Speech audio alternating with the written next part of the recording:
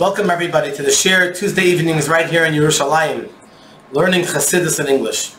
We're learning an excellent mimer from the Tzemach Tzedek, the third Chabad Rebbe, from the sefer that he wrote called Derech Mitzvotecha. The first mitzvah is Isur Sinat Yisroel, the prohibition that one should not hate another Jew. U'mitzvat Ahavat Yisrael, the mitzvah of loving your fellow Jew. Now, it's divine providence that today is Rosh Chodesh.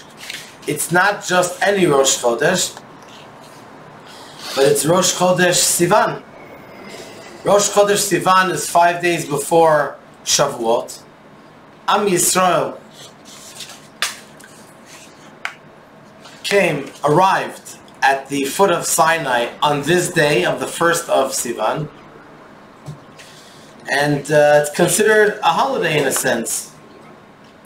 Pretty much every day for the next 12 days are considered holidays.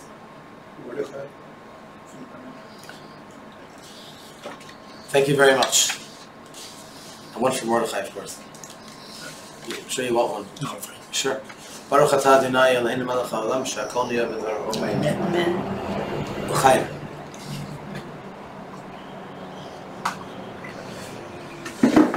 Why is today considered a holiday? First of all, because it's Rosh Chodesh. But for that matter, every Rosh Chodesh has that specialty. Today is not just Rosh Chodesh, but it's Rosh Chodesh Sivan, which means that this is the day that Am Yisroel, I call it the biggest miracle of all. All the other 41 times they arrived at a certain location in the Midbar, they were arguing, and there were disagreements. But on this day, when Am Yisrael came to the foot of Sinai, Vayichan Sham Yisrael, Am Yisrael rested there ki ish echad b'lev echad, as one person, like with one heart. Vayichan, singular term, unlike any of the other times that they arrived at a location, where it says Vayachanu, plural. So the simple meaning is they rested, many people. But on a deeper level, there was separation between them, unfortunately. As opposed to on this day, Vayichan, that they all came in unison. Now, I'm sure they had differences of agreements. I'm sure they still did not think alike. But what was the chidush? What was the innovation? That they didn't take it personally. They didn't say, oh, if you don't vote for the same guy I'm going to vote for, then I can't talk to you for the next 20 years. They said, okay, I'll vote for who I want to vote for, you vote for your guy, and we could still be best friends. Or as they say, we can agree to disagree. It's a beseder gamur, it's okay, it's perfectly fine. So that's a very, very great day, and now as the sun is setting, I pray to Hashem that this inspiration of Ahavat Yisrael, which is the basis of the mimer that we're learning now, should continue throughout the upcoming days, weeks, months, and years ahead, B'ezrat Hashem, right here in Eretz Yisrael and around the world. The second reason why this mitzvah is so special that we're learning it today, we're in the middle of the mimer, but still, why it's so special is because we just recently, a couple of weeks ago, we began to learn the new cycle of Rambam. The Rebbe instructed to learn 3 chapters of Rambam a day, and by learning 3 chapters a day, we conclude the entire Rambam in just under a year. So the mitzvah that we learned just a few days ago is this very mitzvah. This mitzvah of Ahavat Yisrael, loving your fellow Jew, and at the same time, the prohibitive mitzvah, the Isur, of not to hate another Jew. So it's very appropriate that this week we're learning this mimer. So just to recap what we've learned up until now, that we're basing this concept of Ahavat Yisrael on the fact that on one hand we're one unit, we come from one source. We're going to elaborate on that in a minute, B'ezrat Hashem, in the text. And on the other hand, we're different individuals. So it's like one body that has different limbs. So it's possible for one limb to do something wrong, like the hand, for example, God forbid, hits someone, or hits the other hand, by mistake hurts the other hand, or is cutting, let's say, cutting up some fruit, and Khalila, a person cuts their own finger. So you're not going to have the other hand fighting against the first hand, because we're just part of one body, and that's it. So the same thing is, Ba'am Yisrael, on one hand we come from the same source, on the other hand, we have to utilize each one of us has to utilize their talents in the best possible way. That was a 60-second recap. So we learned in the end of yesterday's shir that even though we have 248 limbs, how can you say we're all one? If we have 248 limbs, now we're at the top of page 20, the second paragraph in Hebrew, Ukmo derech mashal beguf echad. By way of analogy, the human body, Shagam shehu b'chalkut tzirei ivarim, consists of distinct limbs and organs. Rosh, you know what that is? Rosh, right? What's Rosh? A head. Very good. You're listening in Ulpan. Good for you. Excellent. Rosh, raglayim, regel, feet, yadayim, hands, tiparnayim, nails. Mikol makom, kol echad, kalul mizulato. Nevertheless, each part incorporates all others. So it's not just that they're part of one body, but within every part of the body you can find in some way, shape, or form, if you can zoom in and be sensitive to every detail, you can find the other parts of the body within every limb. Shabiyad, and in the hand, yesh chayut me'en haregel. You have there flows through the interconnecting veins, al yidei avridim shenimshchu, something of the foot's vitality. So through the veins that connects, that there is an aspect of the foot in the hand. The same is true with regard to all other limbs and organs. Therefore, as it is known, it's possible to cure one limb of the body by drawing blood from another because of the intermingling of blood in the circulatory system.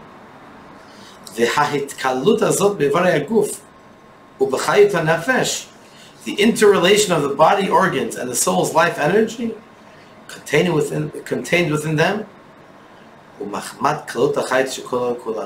comes as a result of the general life force that includes them all. Such a beautiful concept. There are some people, there are some physicians, there are some other professionals, whether it's reflexology or whatever. There are many different types where they're able to identify within one limb all the other limbs. So what is the Tzemach Tzedek, the third Rabbi, what does he say over here? How is that possible? It's not just because there's, technically speaking, a little bit of every limb within the other limb. Remember we talked about in the past about the sfirot. They're not individual sfirot. Each sfira is interconnected between all other sfirot. Why is that? So over here regarding the body, he says, because there is a general life force that includes them all. There's something general which is permeated within every organ, and because of that central common denominator from all of the different organs in the body, and it goes right through all of them, that's what gives the healer or the individual the ability to heal one limb through other limbs. In other words, what's the bottom line? That some people view healing in a technical way, in a very factual way, pinpointed way. The finger, something wrong with the finger, so it deals with the finger. But some people are able to connect different parts of the body. Why is that? Because perhaps they're connected to something much deeper than just the technical, the physical limbs, and it's kind of a spiritual thing. For a human being, it doesn't have to be a tzaddik, doesn't even have to be a Jew. Someone that's knowledgeable and spiritual. You know, before Avram was born, you had Chanoch, you had Metushelach, you had all these tzaddikim, Shem, that they lived before the Torah was given, so they weren't halachically Jewish, but they were very spiritual. They were very Ruach HaKodesh, divine inspiration. So I'm just saying, it's a beautiful concept where different people, everyone on their own level, are able to tap into this general life force that includes all of the limbs. Yes? So I want to go back to page 17. It says, each individual Jew constitutes one particular limb you have mentioned. I'm sorry, you're talking about page 17? 17. You're probably 16. 16, I'm sorry. Okay.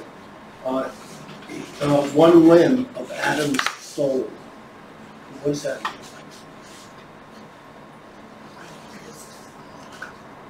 Middle of page. Yeah, I see.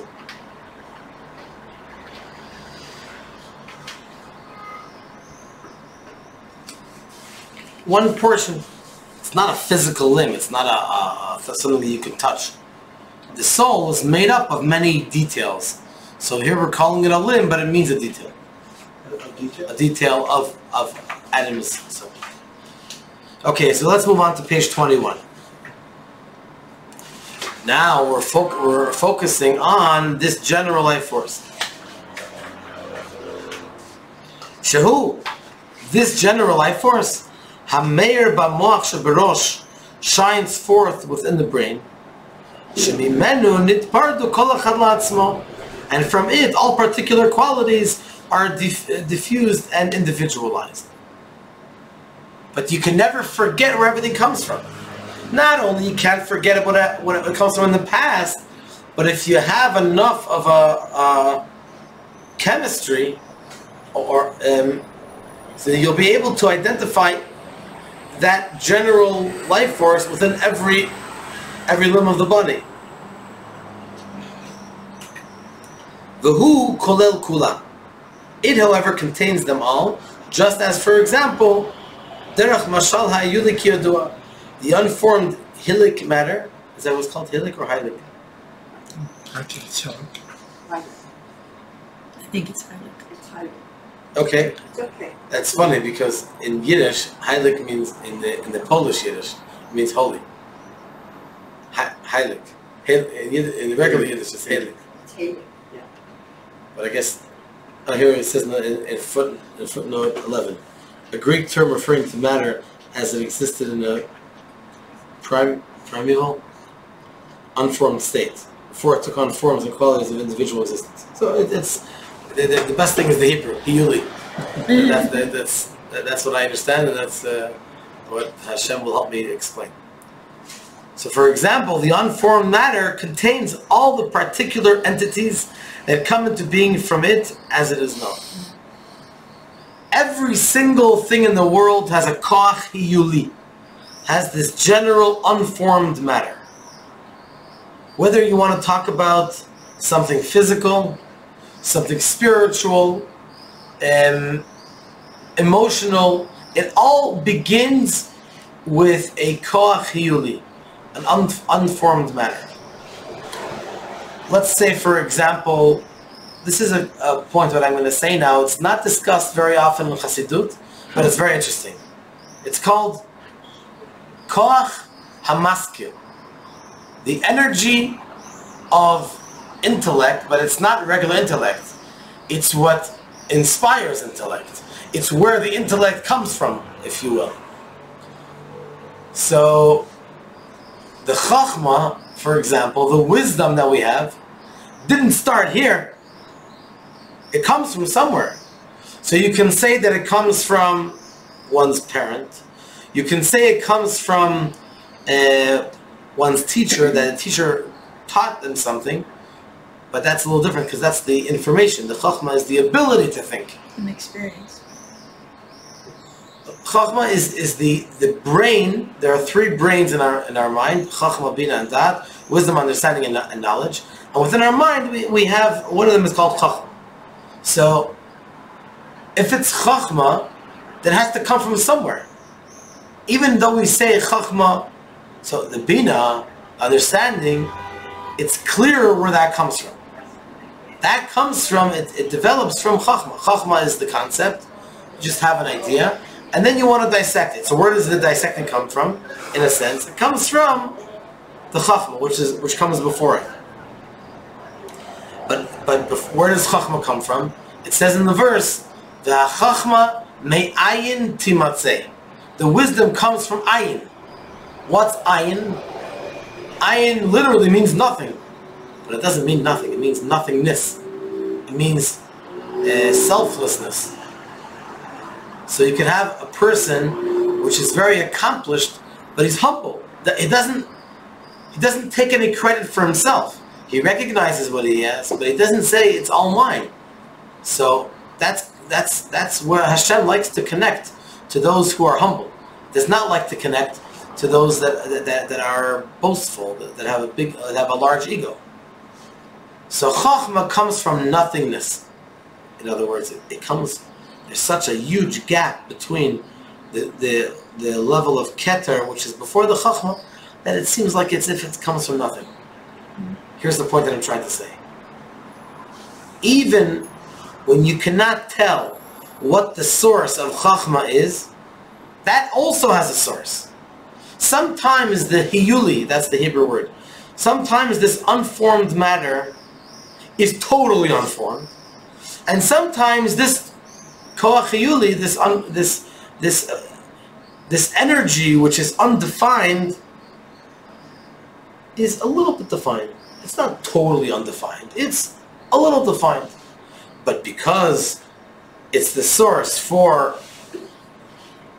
X, so you can't really tell the connection, so you call it a koach hiyuli. We call it that this is the unformed matter which precedes this level.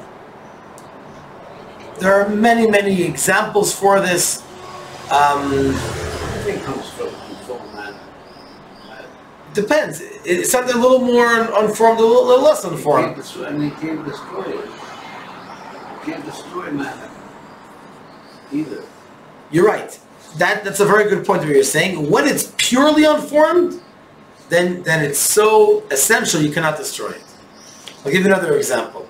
There are there are infinite examples for this, but the greatest mitzvah of tzedakah is to help someone get a job, and they should be able to support themselves on their own. Just yesterday I heard of someone, an amazing individual, who is very, very, very wealthy. He himself doesn't only give tzedakah, but he spends a tremendous amount of time trying to find ways to help people get on their own 2 feet. That's so beautiful. And he could be spending that time to become much wealthier. So what happens? You have this guy, any person that you try, or there's some couple organizations over here in Israel, and that's their whole focus, to help people get jobs and to get back to being themselves. So you could say, well, how did this guy let's say Mr. A helped Mr. B, and Mr. B became very wealthy. So where did Mr. B's wealth come from? Well, he took the money and he invested it. So you could say it comes from Hashem. You could say it comes from the money. You could say it comes from his own mind. He knew how to invest. You could say it's Siyata D'Shmaya, help from Hashem, divine providence. Or that other guy that most people are going to forget about, but he's the guy who lent him the money. And in that zechut, in that merit, this guy was able to get on his own 2 feet and hopefully help other people. So there are many people not all people, there are many individuals online who brought forth this outcome. So the hiyuli, there are different levels of hiyuli. One caused the other caused the other. So in each level, the previous level is called the matter which caused that, but it's general. Because you can't draw it's very hard to connect the dots and say, okay, because he did this, and he did this, and he did this, then the outcome came. What happens if one thing would not have worked out Khalil in the middle? The outcome probably would not have happened. So we have to recognize, that's the point, and that's this general life force that in the body goes through all of the limbs equally, unlike in the energy that a person has in their body, that the head has more energy, and the toenail has probably the least level of energy. In this case, when it comes to the general life force, the koach hiyuli for the whole body, this unformed matter, it's exactly the same common denominator that goes, the thread that goes through all parts of the body equally. Third paragraph on page 21. V'lachen, for this reason, Hamoach hu margish kol kevei ramach ivarim. The brain feels the pain of all the 248 limbs. And generally, its perception of the pain of the arm and of the leg is identical. By pointing out the equality of the limbs, the Tzemach Tzedek is emphasizing that the brain is not relating to each limb because of one's qualitative superiority over the others, but because the life energy for that limb and all other limbs stems from the soul. So it's not like in Israel where if you know the right individual, you have better connections. Everyone has all equal connections to the brain. The brain feels every limb equally. It's not like the heart or the intestines can say, "Oh, we're better connected to the head." So the brain will feel it better or sooner. Third last paragraph. Adarabah. Indeed. On the contrary, לפעמים ירגיש המוח יותר כאב מכה שבציפורן מכאב מכה שביד כנראה בחוש. Indeed, at times, the brain will feel more acutely the pain of a wound to the nail than the pain of a wounded hand, as can be observed. ועל דרך זה היה ההתקללות ברמ"ח איברי נפש של האדם הראשון, זה מזה.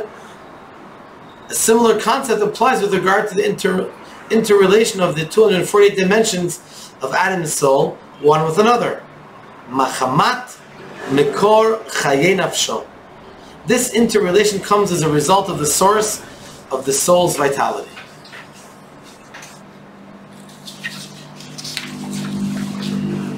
Page 22.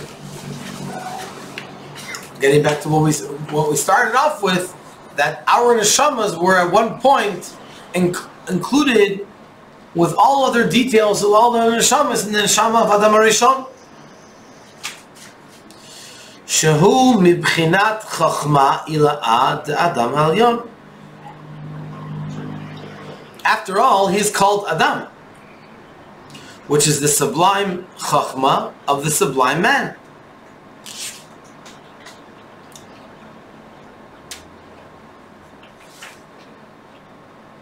B'chinat ein sof baruch hu sheshoreh u'mitiyached b'chachmato.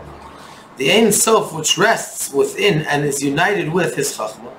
Shehu v'chachmato echad, for he and his chachma are all one. V'chein ne'amar b'ni b'chori.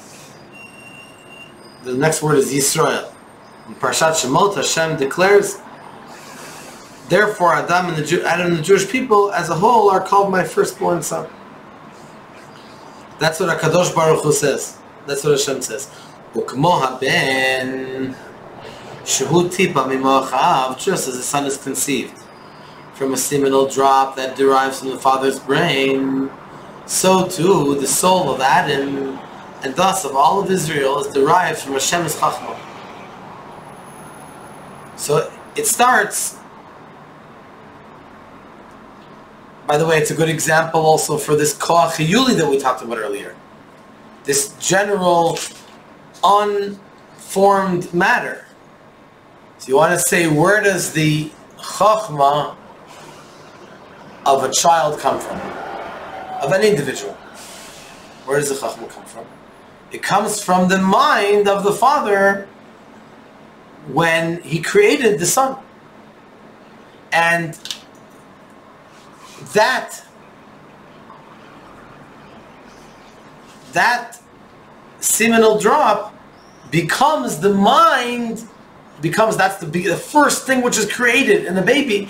That's the mind, because that controls the whole organism of the entire body. And then that child for his children, and so on and so forth, forever. So it's something which is koach yuli. If you're to examine this drop of the Father, is that considered a person? Can you see chokhmah there? Can you see wisdom? Can't compare it at all.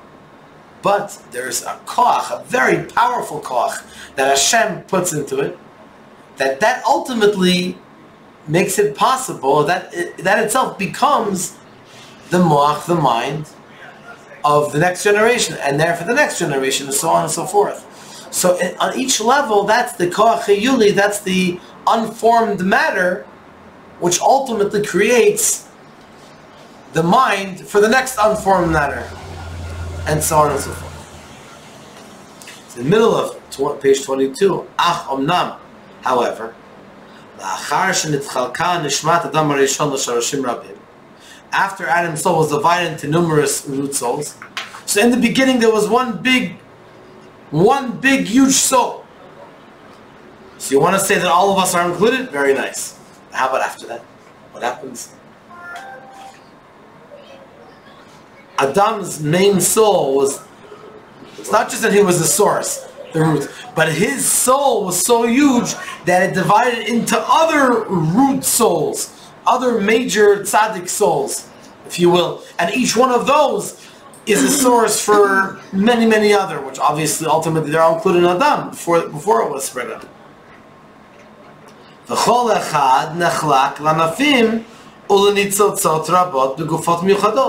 Which in turn subdivided into manifold branches and sparks and individual bodies. The state of the soul becomes, what's that word, please? Analogous to bodily organs which have become severed from one another. God forbid. So that's already a much more severe scenario. In such a state, the pain of the foot is no longer felt by the hand. If something happens to the foot after it's been chalila separated from the body, then the hand will probably not feel it again. 23. This separation between one and another that can happen, that can be compared to two parts of a body which are, God forbid, separated, however, exists only in respect to the body. However, their souls, the souls are never truly separated. For they are all interlocked. So the maximum that can be, that the division can come in to play, is only materially speaking. But the neshama, that can never be separated. Just as the hand, that has veins looking into the legs and the eyes, similarly the foot. Excuse me, please. The foot has a connection with the hand, and so too the other limbs are interrelated.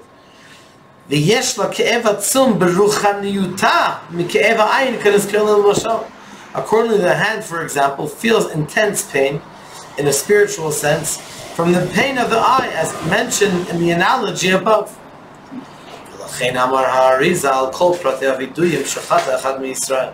For this reason, as mentioned earlier, the Holy Arizal would recite confessional prayers for all the transgressions that any Jew may have committed. Because he's the tzaddik. And he felt it wasn't just saying words, having in mind that maybe there's someone. He knew who he was saying the vidui for. Even though he did not commit these sins himself, God forbid, as mentioned above. Shaharei ka'av oto ever shabo mushesh nefesh adol Yisroel. I just thought of something. This second, I hope it's legitimate. Ka'av means that it hurts. Ka'av can be divided into two words. Ka'av, as a father, as a parent. And a parent, if something is happening to the child, the parent feels it. And whether sometimes, even if they're in two different parts of the world, it's quite freaky, but it's something which is they're part of each other. The child, bara, the Talmud says, bara kara d'avua. The son is like a foot, like the leg of a father. It's like one piece of the parent. And very often, a mother will know exactly what's happening to her child many, many hundreds of miles away. So either it's correct what I said or not. I will just play on words in the ka'av. But the point is, shaharehu ka'av oto ever shabo mushreshet nefesh adol Yisroel. For the person's sins caused pain in the particular limb of the general soul in which that person's soul was rooted. This pain was transmitted to the higher limb of the soul. Where the soul of the Arizal was rooted. So the Arizal was here, another guy was here, whether in the same shul or another end of the world. Their souls above are connected to them, at least the Chaya and Yechida, if not more, the two higher levels of the Neshama remain above. So whatever each one does is felt above. Excuse me. But the thing is that we're not always in tune with our Neshama above. But the Arizal was. So he could see what's happening above, and above they're all related. So he could tell which individual needed to atone for which sin. How much more so is this true with respect to the source of our souls, which is the brain of the Father, when it comes to Hashem, who is the ultimate Father. The brain of the Father and His blessed wisdom, HaKolelet Kulam, which includes all the 248 elements. Umargish Ke'ev Kol Haramach Ibarim, which includes all the 20, and feels their pain. 24.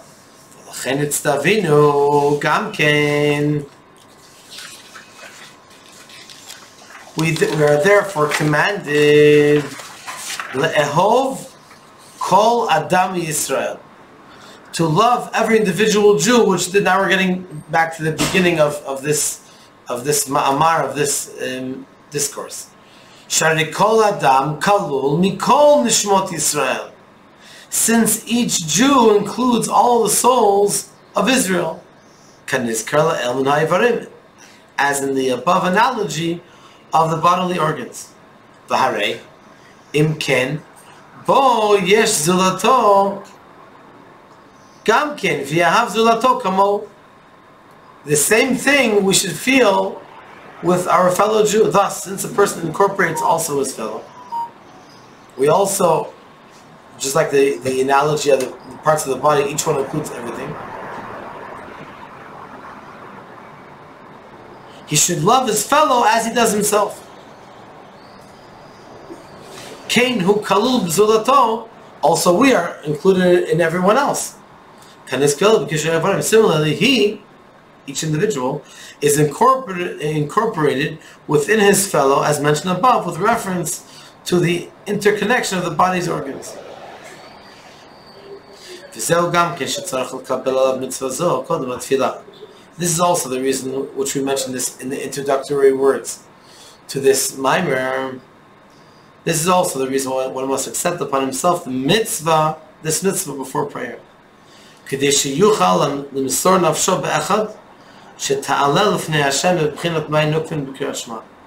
that he can offer his soul and have it ascend to Hashem in an arousal from below.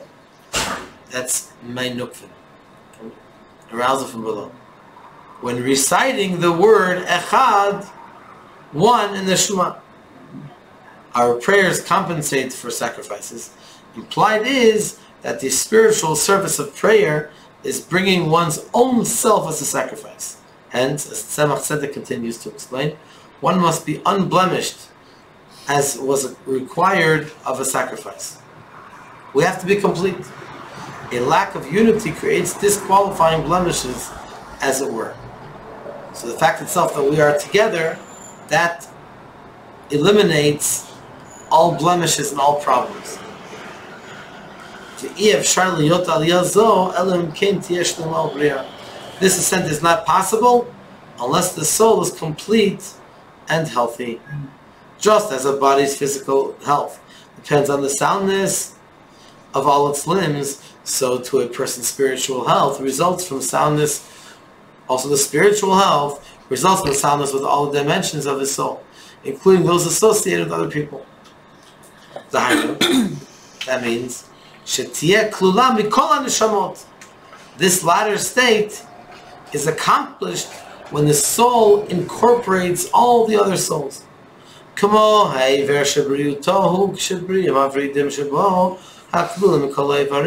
as one of the organs of the body is healthy, when the veins are connected with all the other organs are healthy, that right away helps the specific organ to be healthy too.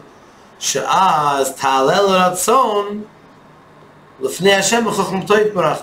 his soul can ascend in favor for Hashem at the level of his chachma.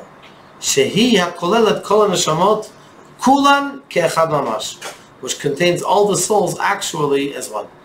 Yes, Nani? If everybody's soul is part of somebody else's, so if you hate somebody else, you hate yourself. Correct. That's the mitzvah. If people were told that they were all parts of other people, wouldn't they be more apt to accept other people instead of acting the way they do? That's exactly what we're doing right now. We're learning about it. And then you're going to go home, and on Shabbos you're going to share this idea with other people. And on Shavuot you're going to meet more people, and everyone over here is going to tell them. And that's a domino effect. That everyone has an effect. It has to start somewhere.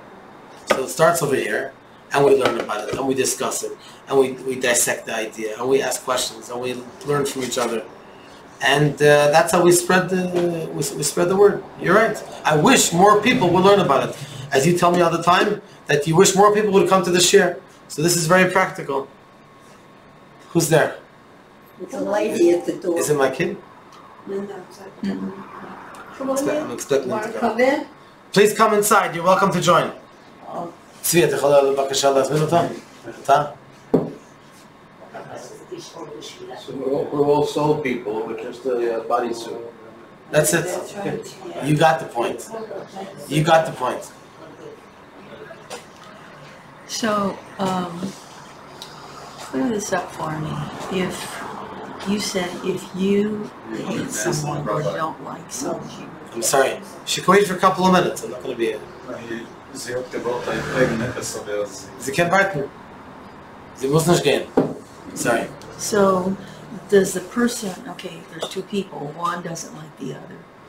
Does that mean the one that is disliked is also have that same, the one that hates her, you said, becomes the hated one? Which part of me?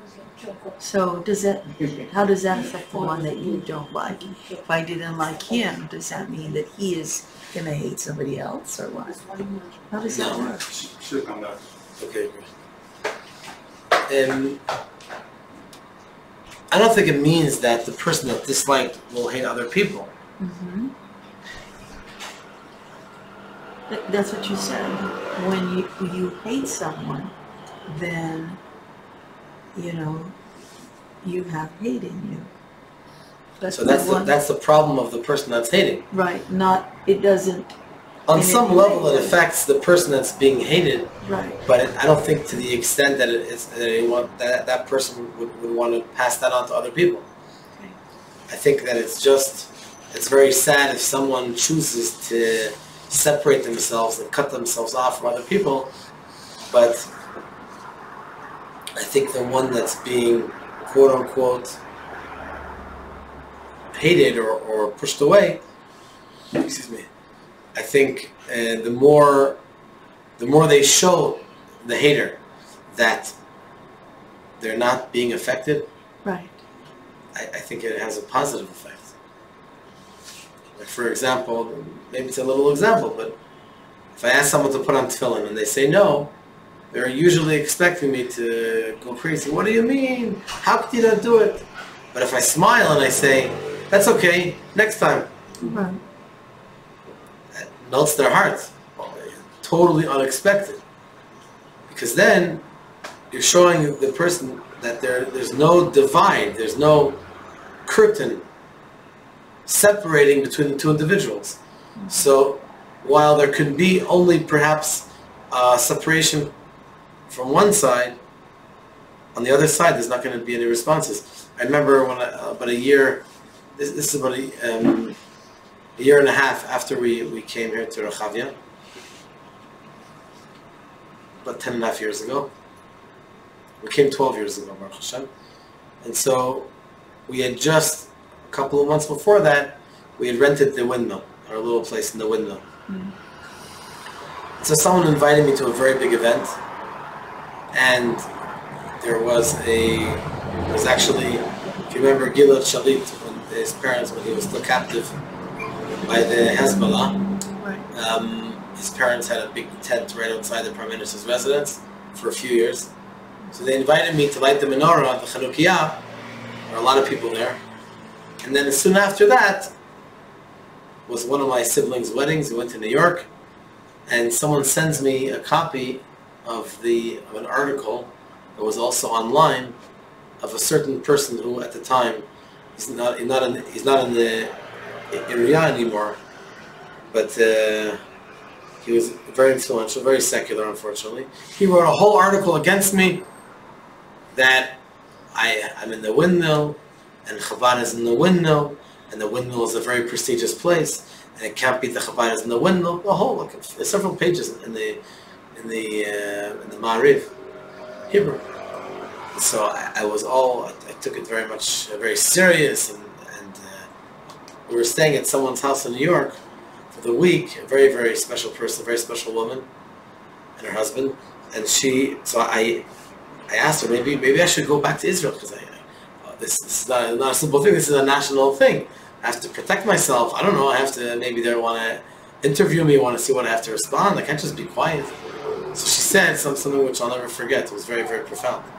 She said, when you clap, it makes a lot of noise.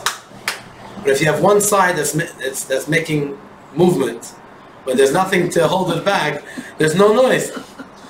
Just stay here. A kol b'seder, everything will be okay. And she was 100% right. Everything calmed down right away. When I came back, I went to the guy's office in the area. I said, nice to meet you. I see that you wrote a whole article about me. Would have been nice maybe to introduce yourself, to ask me some questions. Maybe I could explain some stuff. And I'm here to if you have any questions, let's have a dialogue. And so he started telling me about he comes from another country around the world, and he knows the shliach there for 40 years. He knows him very well. But throughout the whole conversation, I don't know if it was a half hour or 45 minutes, every 5 or 7 minutes he kept getting back to the same point. Chabad is wonderful. Chabad over there is wonderful. But over here, there's not going to be Chabad in Rechavia. I said, yeah, but how can you write anything? We just talked. Over here, there's not going to be Chabad. Of course, nothing happened. But I wanted to give him the opportunity, at least. It's not right, to talk about me without giving me a chance to explain myself or say hello. Turns out he was at that event. He was at that event from Gilad Shalit. It was right around the corner. It's right almost across the street from the windmill. So that got him to get all upset. Baruch Hashem, I followed up with that afterwards. I brought him matzah, I remember, before Pesach, and he was very, very anti, which is fine. I meet him in the street every so often over here, so it's cute. But the idea of if someone does something wrong, it doesn't necessarily have to affect the other. So I'll give another example, and with this we'll finish for today. Lashon Hara. Lashon Hara, the Talmud says, kills, hopefully only spiritual, but even that, not. But it says, I'm just quoting the Talmud, 3 people. The one that said it, the one that heard it, and the one that was about. So one of the interesting things that the Rebbe says over here, doesn't say the one who heard it. So basically, I'm giving away the answer already. The Rebbe asks, so I heard it, what's his fault? Let's say you're sitting in the restaurant. And you're over here, and there's a table next, these 2 people are speaking. One guy A is talking about B. What's your fault? You're sitting in the restaurant. He didn't do anything wrong, he just idly sitting there. So the Rebbe says, doesn't say Shomea, he hears. Ha-shom'o, someone who hears the Lashon Hara. It says Ha-mekablo, someone who accepts it. In other words, the person sitting at the next table, or if someone tells it to you, you have the choice to say, sorry, it can't be. You want to tell me about Mr. C? I don't accept it. It can't be, impossible. He would never do that. So if you don't accept it, the moment you don't accept it, that already separates you from the whole scenario. So while one side could be pushing, if you don't do anything to accept it, then you're stopping the bad energy. That's all I'm trying to say. That hopefully the guy that said the Lashon Hara will also be inspired by that and say, you know, wow, if he doesn't accept it, then maybe I should also not accept what I heard. And so, in summary of what we've learned today, we talked about the mitzvah of loving every single Jew, kamocha, just like yourself. And the idea is, how can we bring ourselves to do that? If we look at ourselves as being one big soul together. How did you call it, Danish? Soul, individual, soulful. Soul man in a bodysuit. Soul. In a bodysuit. A soul man. Okay. A soul man in a bodysuit. So that's very, very deep. You're basically saying that there is no such thing as the body. And by the way, it happens to be that the body is there. But the main thing, tzaddik sees only the neshama. Almost doesn't see the soul. So if we're able to bring ourselves to such a level, to see the koach hiyuli, the unformed matter, or the general life force, which includes all of us together, and the little nitty-gritty things which seem to separate us, will all fall apart. It's a great preparation for the receiving of the Torah, and thank you all for joining us. It's great to learn in person. Bezrat Hashem, every morning we have our learning Chassidut 9:30 online. Friday morning, 10 o'clock, we're going to have our Kabbalah Cafe. Shabbat, a regular Shabbat with a big Kiddush, a full meal Kiddush, Bezrat Hashem right here. And Motzei Shabbat, Saturday night, learning all night, every hour, from 12 to 4 right here at Chabad. And then Sunday morning will be, it's very important to come, 9:30 for davening. We'll hear the Torah reading and the reading of the Aseret HaDibrot, the 10 Commandments, and a big dairy Kiddush afterwards. So we look forward to seeing everybody Bezrat Hashem. All the best.